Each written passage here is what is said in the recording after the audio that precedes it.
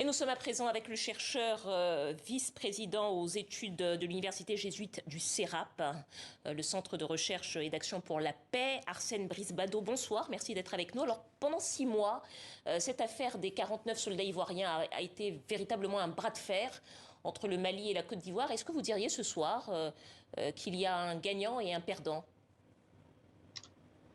Voilà, merci beaucoup. Alors, on peut dire que tous les deux ont gagné. Euh, Finalement, personne n'a perdu la face. Il me semble que le dénouement, c'était éviter justement que l'une des parties perde la face.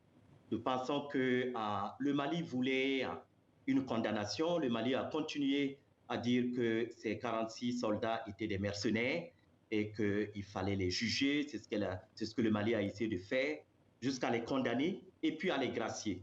Du côté d'Abidjan, bah, on voit qu'Abidjan a obtenu aussi ce qu'elle voulait, parce que la Côte d'Ivoire, non seulement à l'ONU, mais aussi à la CEDEAO, a eu une action diplomatique assez importante pour la libération justement de ces soldats qu'elle refusait justement d'être qualifiés de mercenaires. Donc la Côte d'Ivoire a également obtenu la libération de ces soldats. On peut dire sur cette note que c'est une fin heureuse et que chacun peut se réjouir.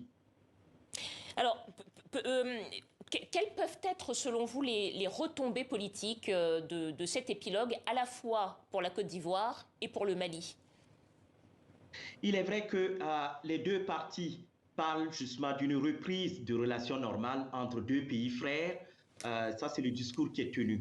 Et nous espérons que ce serait vraiment le cas. Mais il va sans dire que cet incident, quand même, va laisser des cicatrices. Ça, c'est sûr. On ne peut pas espérer un réchauffement des relations diplomatiques d'une façon immédiate. Au-delà du discours, il y aura certainement une sorte de méfiance entre les deux frères, comme ils s'appellent. Mais on espère qu'ils sont suffisamment désireux de travailler, à approfondir, à renforcer justement ces relations. Et comme le président Alassane Ouattara a si bien dit, et la Côte d'Ivoire a besoin du Mali et le Mali a besoin de la Côte d'Ivoire. Ça, c'est vraiment le réalisme. Et je pense que les deux frères devront justement mettre de côté leurs divergences et essayer d'avancer pour la consolidation de la paix en Afrique de l'Ouest. Arsène Brice-Bado, merci à vous, chercheur et universitaire. Et je rappelle qu'on parle donc bien des 49 militaires ivoiriens qui étaient détenus au Mali. 3 soldats avaient été libérés précédemment pour des raisons humanitaires.